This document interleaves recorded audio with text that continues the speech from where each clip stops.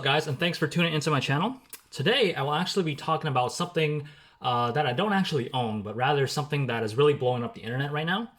If you follow any kind of entertainment news, you probably know that Zack Snyder's Justice League is now pretty much blowing up the internet, and it's pretty much one of the best DC movies out there now, rather than the theatrical cut, which I actually have the steelbook of right here. So I'm actually going to just use this as a placeholder, I guess, just so that you guys have something to look at while I talk. This theatrical cut was pretty much almost the worst DC movie that was out there. So today I kind of just want to talk a little bit about Zack Snyder's Justice League.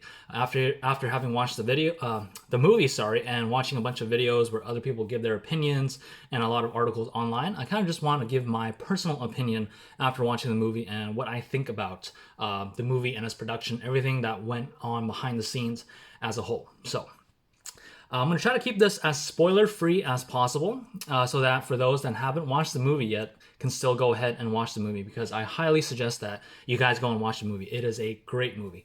It's a little long on the 4 hours and 2 or 3 minutes, but it's broken down into 6 parts, and each part is around average 40 to 45 minutes, so it's pretty bearable. You can even watch like 1 or 2 sections at a time rather than just sit through the whole 4 hours. But without further ado, let's get started. So for those of you that don't actually know, this movie had a troubled production ever since the beginning. Zack Snyder, he pretty much finished most of the movie, but then he had a family tragedy that he had to attend to, so he left the movie.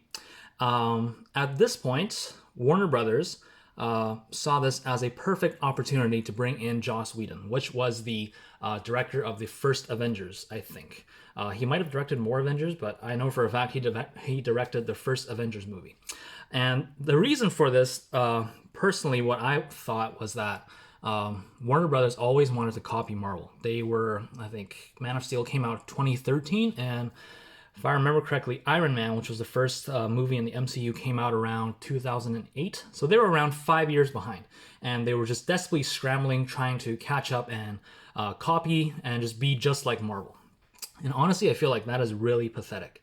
You shouldn't really try to copy someone. You should just try to do your own thing.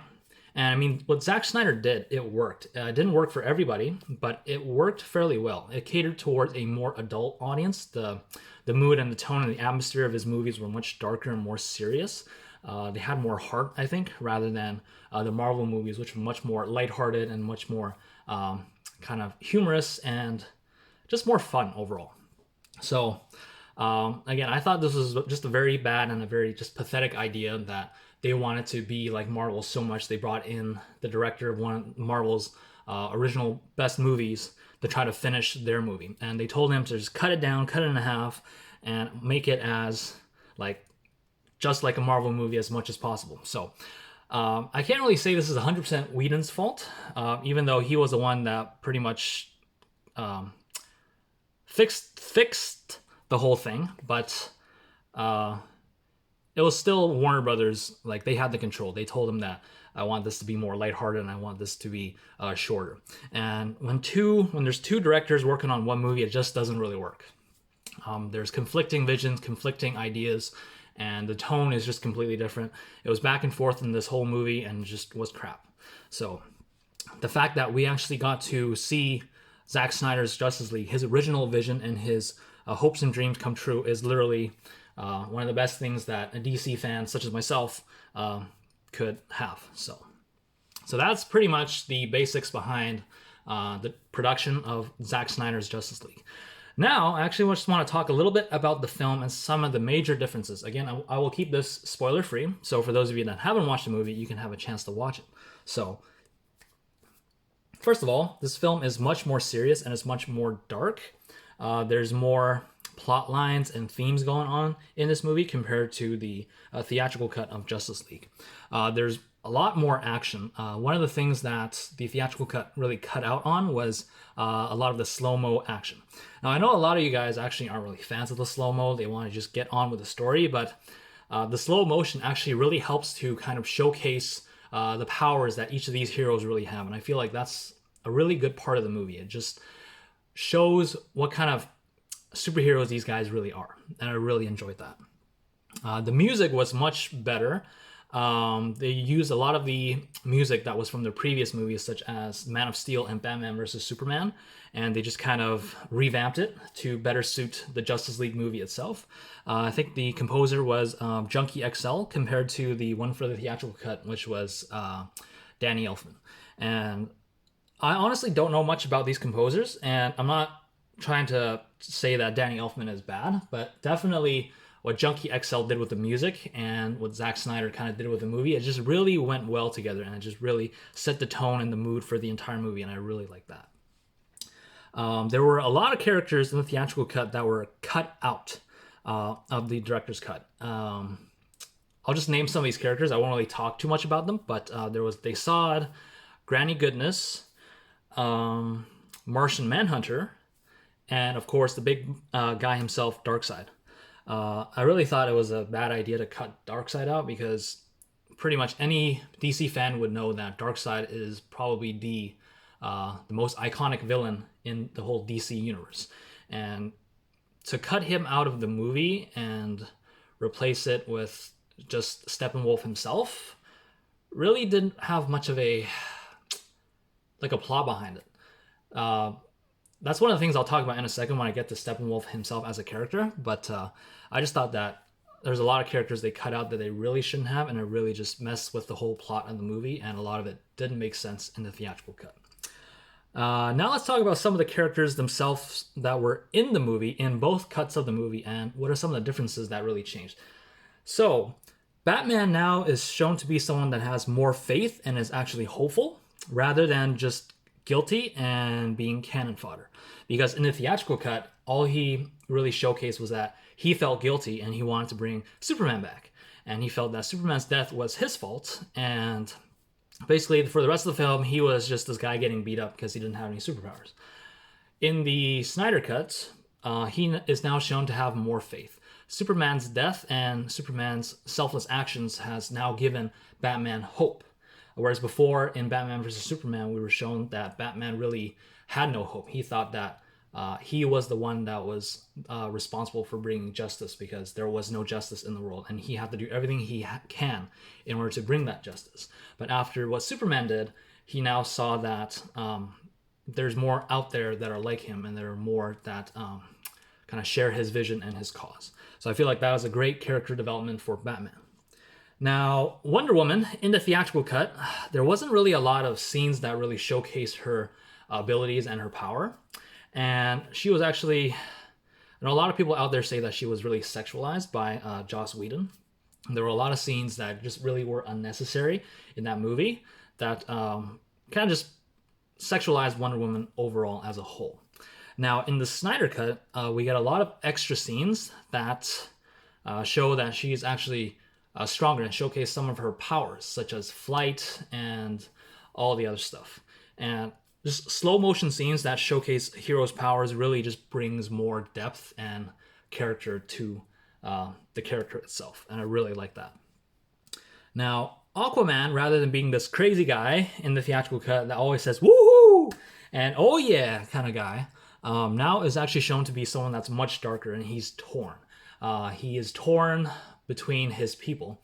I'm going to say this much because I assume everyone that's watched that is watching this video has watched Aquaman. So if you guys have seen Aquaman, you'll know that Aquaman himself is a half-blood.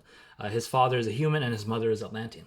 So in the Justice League movie, he is torn between the two sides because he feels like he can't really fit in with both, and he feels like his people, the Atlanteans, really abandoned him. They didn't really care about him. His mom abandoned him, and he doesn't care for the Atlanteans. He hates them. And he also feels like he can't really fit in with the humans because he's not exactly like them.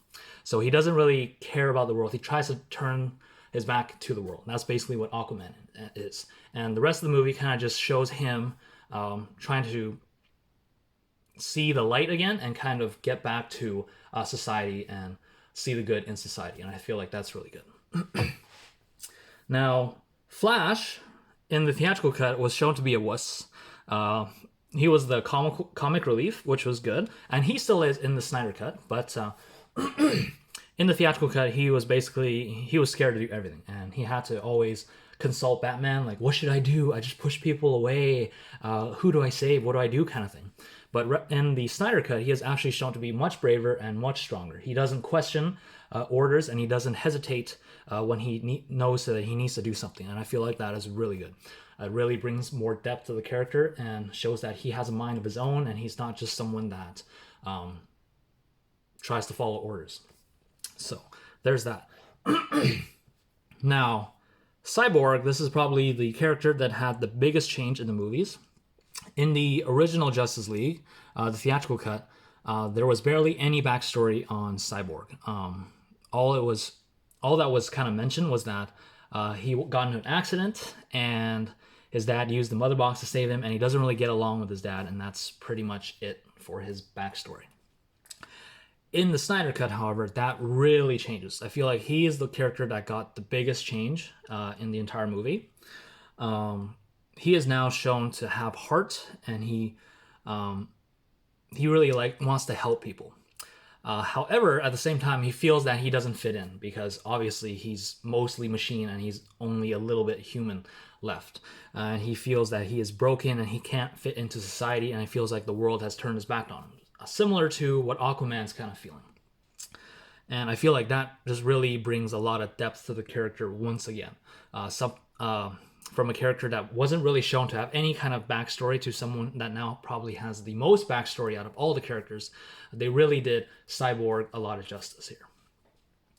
Now, let's talk about Superman, because he's the last character to really get introduced in the Justice League movie. So, Superman in the theatrical cut was shown to be, after he was resurrected, he didn't really know what was going on. He's beating up everyone. But afterwards, he was just shown to be like this happy and carefree guy, like, yay, I'm back. I'm just going to join my league and let's beat up the bad guys. But in the Snyder Cut, we are actually shown that he is actually insecure. He is not completely sure where his limits and his powers are almost. And he's not sure about why he came back. He knows that he came back for a reason, and he tries to find out what that reason is. And there's a scene in the movie, again, I won't spoil it, but we can hear the voices of Jonathan Kent, which was his adoptive father, and Jor-El, which was his biological father, their voices echoing in his head and literally telling him to fly, pretty much. That's the best way I can describe it without really spoiling it. So basically telling him to fly and to just be free. And I feel like, again, that really brings a lot of depth to the character. And also, in terms of his powers, they really changed him as a character, because in the theatrical cut, he was shown to just be punching around and throwing guys and not really doing anything that would really cause harm or even death.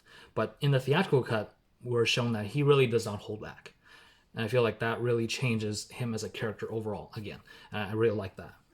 Now, Steppenwolf in the theatrical cut, really, he didn't really have much of a purpose. He was really shown to just be, oh, I'm here on this world, I just want to take it over, let's get all the mother boxes and turn this world to ash. But now, in this theatrical cut, we are now shown that he has a purpose, and he has a reason why he is here on Earth, and he wants to take this world.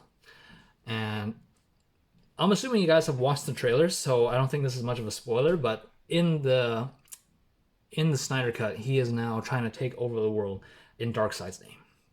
And that's the most I'll say, because any more would now be a spoiler, but he is trying to take this world in Darkseid's name. That is basically his goal. He wants to prove himself to Darkseid. So that's basically all I really wanted to say about this movie. Just my 2 cents on the movie. I really, really, really enjoy this movie. It was a great change from what we got in the theatrical cut.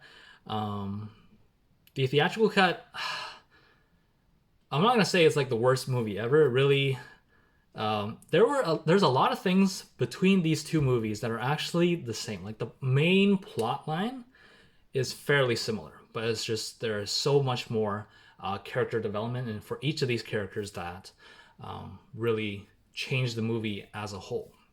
Now, what does the future hold? Now, I'm not completely sure, but basically what Warner Brothers is saying right now is that they don't plan on continuing the Snyderverse, which is what fans kind of call it. And they're saying that Zack Snyder's Justice League is not canon, and rather the theatrical cut is canon.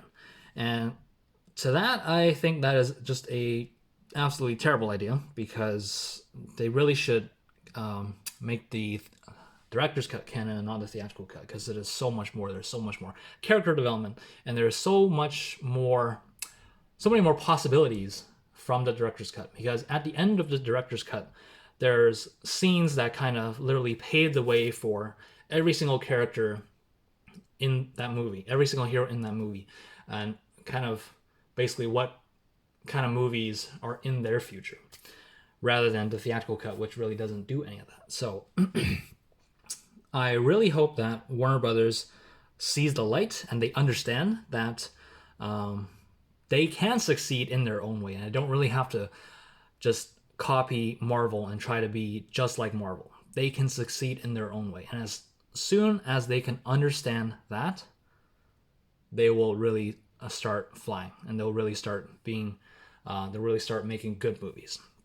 So I hope you guys enjoyed the video. I know it's just a long video of me rambling, and there's not really anything for me to review, but it's just my opinion on the movie, and I really wanted to share my opinion. I want to voice my opinion, and I want it to be kind of heard.